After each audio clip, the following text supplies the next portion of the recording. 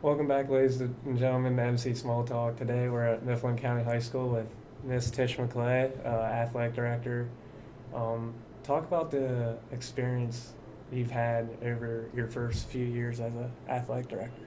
It's definitely been a learning experience to come into a position like this with no real formal training other than life experiences and coaching experiences. There's a lot to learn. There's a lot to the job of athletic director that people don't realize. It involves a lot of budgeting, a lot of planning, transportation schedules, officials, game workers, facility use, event staff. So there's a lot to the position. Over the last year, you just added lacrosse, right? Lacrosse came in as a club sport, and right now it's only for boys. It's boys club lacrosse, and so they're pretty much self-funded. We do run the paperwork through the athletic department. However, they're self-funded, and they're responsible for their own schedules, transportation, and all of that at this point. Do you miss coaching field hockey? I do miss coaching field hockey. Yeah. I miss coaching in general. Just the fact that as a coach, I got to interact with the students more one-on-one. I have a little bit less of that. A lot of my job involves working on the computer for the organizing and planning and all of that. So I do miss the interaction of it. Being able to work with the student athletes, being outside, certainly the competitive part of it. But I felt like it was a good time for me to step away from coaching and try a new challenge. This way, I really think that I get a chance to kind of impact all of the sports instead of just one. How about teaching? You can't teach now that you're the athletic director. You miss that? I do miss teaching for the same reasons. Yeah. I don't get to interact with the students nearly as much, now that I'm the athletic director. I mainly work with the coaches, which I enjoy working with the coaches, but it's a lot less one-on-one, direct, hands-on involvement with the students. And being in the classroom and coaching, I got to know a lot of different students, and I'm kind of limited in that role now. Yeah, another thing I want to talk to you about is your favorite experiences as a field hockey coach and then an athletic director. Oh, jeez. Well, some of my favorite experiences as a coach, I would say, are just seeing our teams be able to excel. When I came back here and took over the field hockey program, we didn't have a junior high program. We didn't win. I don't think we won any games my first year, maybe one game my second year. I mean, it was definitely a struggle. But we had a good group of parents and players that got behind the idea of creating a good program and pushing for a junior high program. I remember I coached for an athletic director, John Monsell, who has since passed away, but he was my AD when I first started coaching at Indian Valley. And I would always, go to him and say, we got to get into a different league. We can't be competitive against these schools. All these schools have junior high field hockey. We don't have it. And then he told me, and I'll never forget this, he told me how disappointed he was in me for wanting to go to a different league. He said, you're approaching it the wrong way. You got to fight to create a good program. And part of that is fighting for a junior high program. And we did. We had a group of parents, a group of student athletes that got after the school board, convinced them to put a junior high program into effect, and it really made a huge difference. And I started out with a group of kids. Actually, they started before their ninth grade year. I would go out to the junior high school and get them and, have open sessions or whatever before the season started. And by the time that group were seniors, they had won a district championship and a state playoff game. And geez, those kids are in their 30s now. But I know I'm dating myself. But I mean, it was such a great experience for them, and for me to be able to experience that with them. To go from all those years of sacrifice and all of that to get to where they were, and they paid the price. I mean, I always joke and say, if I coached today the way I coached when I first started coaching, I would be fired. I think expectations for coaches has certainly changed dramatically. I think accountability for our student athletes has dropped off. And I think that we're seeing an impact in that in our sports, really. And then just I spent so many hours when I was coaching field hockey working with kids one-on-one if they wanted to work on a skill that they just couldn't get down, and then seeing those kids perform that skill in a game was incredible. Each team was different. Each team was special. I mean, I could tell you stories all day long about that, but one particular player I remember, Annie Hartley, she lives in Pittsburgh now. She kept working and working and working, and she was a left wing on bringing the ball down the left side of the field, pulling back, and then finishing to the opposite corner. And we must have worked on it hundreds of times, I'm going to say. And she would get really frustrated. But finally, we were in a district championship game against Forbes Road. It was over at Penn State, and it was crappy weather. It was snowing, and it was just awful. And we were in overtime. And Annie brings that ball down the left side of the field, pulls it back, and just hits that opposite corner and scored that winning goal. And I'll tell you what, it was one of the best moments because it was something that she had practiced, for such a long time. And, the 2004 team that won districts, and they were one goal away from going to the Final Four.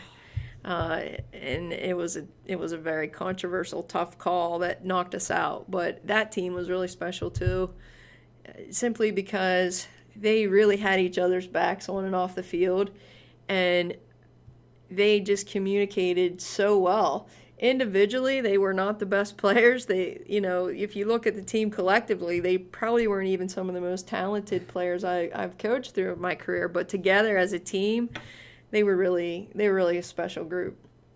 As a lot of the teams were. I mean, it was just great to be able to work with them and see them accomplish their goals. One memory I have with our athletic programs, actually last year at wrestling districts, when we went and won that, Trent, he knew we could do it, and we did it. And the support from the fans here in Mifflin County, I think, is crazy for wrestling and all sports. So talk about the pride you have for Mifflin County and the fans have for sports. I mean, I've pretty much spent my whole life here at Mifflin County, and I believe in Mifflin County. I think we have good athletes, and I think we can have good competitive programs. And so when people say, oh, we need to get out of the mid-pen, we need to get out of the mid-pen, no, we don't. And that probably goes back to the story I told you about John Munsell. I mean, I think we can build successful programs here at Mifflin County for sure. And our fans, I'll tell you what, we have some of the best fans. Anytime you go to any events, they travel well. Mifflin County fans travel well. We pack the stands at almost any event you can think of, especially when it gets to playoff season. Wrestling, you can see it every time we have a home match here. It's full. The gym is packed. It is probably one of the most well-attended events that we have here. And you're right. Last year when they won the district championship as a team, that was awesome. Incredible because you really had to have some kids step up, and even if they got beat, they couldn't get beat by a certain amount of points, to calculate in the team standings. And it was great because no one expected them to go up there and even make it to the championship match, let alone win it. So that was phenomenal. And we have 4 state champions here. That's pretty incredible. Trent has 2, and Hayden has 1, and Skylar Ciccolini, she won last year, and she's back again this year. She's at the Olympics right now. We have really good athletes here. Yeah. A lot of Division I athletes, Division II, Division III, all sports. Mifflin County Athletics, we got the talent. What's coming up for winter sports? I know winter sports are starting. Talk about the basketball team, wrestling team. They're still in the Commonwealth? Or yes. Wrestling and basketball, swimming, they're all still in the Commonwealth division. Those sports did not drop.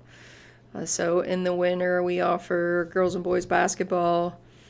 For the boys, it's 7th, 8th, 9th, and there's a JV and varsity team. For the girls, we just have 2 junior high teams. And then 9th graders, will either play JV or bump down to the junior high teams. We don't have a separate ninth grade team. And then JV and varsity. I think that's disappointing for our area not to have a ninth grade girls basketball team. I mean, the opportunity is there. The schedules can be there for them. And it just is kind of like the epitome of a trend that's been occurring in our area where fewer and fewer students are participating in athletics.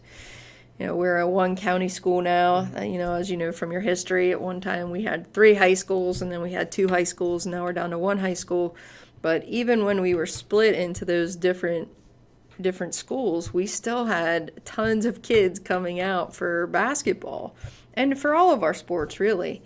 And I think it's disappointing that our numbers are dropping. And, you know, we got rid of the pay-to-play fee, which I think is obviously a good thing. Yeah. You know, I don't think athletes should have to pay to play a sport in high school. I think we really need equal opportunity for everybody. And I really thought our numbers would increase once we dropped that, and we just haven't seen that. We're just not getting the number of athletes out that we would like to see to really build our programs. And it's not just with girls basketball. You know, we're seeing the same thing with junior high field hockey this fall. We have some of the lowest numbers that we've had. Soccer numbers are rebuilding a little bit. Even our football numbers for junior high level really aren't, you know, that great for what they really could be. So it's a disappointing trend that we are seeing with different sports. But back to winter sports. So we have basketball, we have bowling, girls and boys bowling. They're also a self-funded program in the district. We have indoor track and field. We just finalized their schedules today. We have swimming, wrestling, obviously. And our wrestling team, you know, they're pretty solid usually, and they have a lot of. We don't have any Hidleys this year that, you know, definitely put their mark on Mifflin County, but we do have a lot of good young talent coming back and some experienced talent as well. So I'm anxious to see how that will do this season. We have a new boys basketball coach this year, a new boys varsity coach, and new coaches all the way through the system. Our coach is Coach Gaffey. He's young. But he comes from a long line of a family that is, you know, has coached for such a long time, and he's kind of grew up in a gym. So I'm excited to see what he does with our boys basketball program. You said you got rid of the pay-to-play fee. How long ago did you do that? This is our second year, I believe, without the pay-to-play fee in effect. What'd that take to get rid of it? A lot of convincing. Yeah, it really took. There were a couple members of the school board that were adamant that they did not want the pay-to-play fee to stay in effect, and so they're really the ones that kind of listened and pushed that to get rid of it. Yeah, I think that should definitely be improving the numbers for sports. I mean, it was just expensive to play, but now it's free, so get out there, try out for your teams. It's a good experience. I came up through playing tennis here and other sports, running. It's fun. Put down the Xbox controllers and get after it.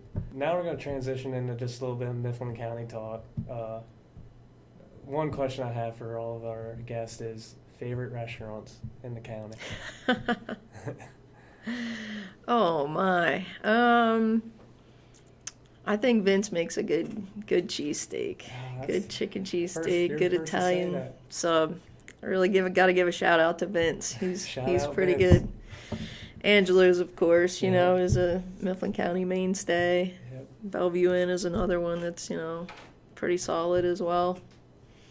I want to talk about your sons a little bit, JM and Isaac. How have they been? Okay. I've seen JM's getting married. He's engaged to be married, yeah. Congrats to him. Yeah, congrats to him and Marissa. And Isaac's playing baseball at Juniata? Yeah. Just baseball, no football? Just baseball, yeah. John Michael graduated from Juniata College last year. He played football there all 4 years. He was captain of the football team, you know, along with Colton Craig, who was another Mifflin County guy who was captain also. And Kyle Bargo finished out his career playing at Juniata as well. And, you know, they didn't have a ton of wins throughout their career at Juniata, but it was a good experience for them. John Michael got a job at the Naval Support Center in Mechanicsburg, and he graduated with an engineering physics degree, and he couldn't be happier in his job, and he's getting married, and it's moving on. And so for all the parents out there that think your kids are, never going to grow up, or, they do grow up, and it's in a blink of an eye. So I would say enjoy every minute that you can with them, because, before you know it, they're out living their own lives. And, I'm sure your parents are experiencing that now as well. And Isaac, he's playing baseball at Juniata College. He was supposed to play football, but had a third knee surgery on the same knee. So that kind of bumped him out of football contention. But he's found a home with the baseball team. He really likes Coach Gibney. And he had a great year last year. He was the Rookie of the Year for their conference for baseball. He led the team in home runs. And he doesn't catch anymore, mainly because of his knee. He moved to third base. Plays as a designated hitter a lot of times also. And he loves Juniata, loves the experience. Let's talk about some of your favorite athletes that ever come out of Mifflin County. Indy Valley, anything from certain sports, starting with football. Oh my, that's hard. It is. They interviewed me and put me in the spot, and I was like, oh man, there's a ton of them I'd like to watch. But that is really hard. I mean, you gotta like watching the Hidleys, of course. I'm sure everybody says that because they're competitors. Mm-hmm. I mean, they are the ultimate competitors. And I think they're the epitome of student athletes that really work hard and take advantage of every opportunity that they're given to get to where they are. And they've had some incredible opportunities. I enjoyed watching my sons play, obviously. Yeah. I think Curtis Jerzerick was one of the most fun athletes to watch, because he was so intense and he just let everything out there. That whole team was just a fun time. It was a fun time. It was great. They had so many good players on that team, and they really, again, they cared about each other. And I think when you have a group of players that care about each other, that it really shows. It really does. That offensive line was incredible. Yeah, a lot of big guys on that line. There were a lot of big guys on there. And, I always said to Logan Snyder, I believe it was, played girls basketball and was a good track athlete. Man, I loved watching her play, because she would just get after it on the floor. She would dive for every loose ball, and she just wasn't afraid, She went to Shippensburg to play, I believe. Yeah, and the Rubies, Lindsay and Hannah Ruby, they come to mind too. They're just tough players. I mean, there's so many good athletes that have come through here. Yeah, that's a good answer. They've been really fun to watch. But the athletes I really like watching the most are sometimes the one that might not even get the most recognition. Mm-hmm. They're the ones that put their heart and soul into the program. And maybe they're not the starter, maybe they're not getting all the accolades, but, they really build the basis of what athletics should be about. And, we always tell parents, coaches don't have favorites. And that's not necessarily true. Coaches do have favorites. Their favorites are the kids that come to practice, that work hard, that listen to their coaching and really try to get better and don't act entitled. And those are the kids that, I love really watching. That's a good answer. I like it. That's all we have from MC Small Talk today. Thanks for giving us the time. Sure. It was a lot of fun. Stay tuned. This has been a Happy Rod production. For me?